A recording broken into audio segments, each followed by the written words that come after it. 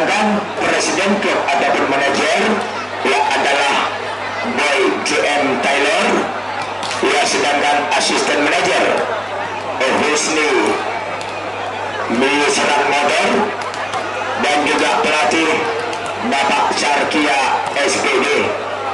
Ya, jadi dengan pelatih kepala ataupun manajer dan presiden klubnya yaitu Boy JM Taylor.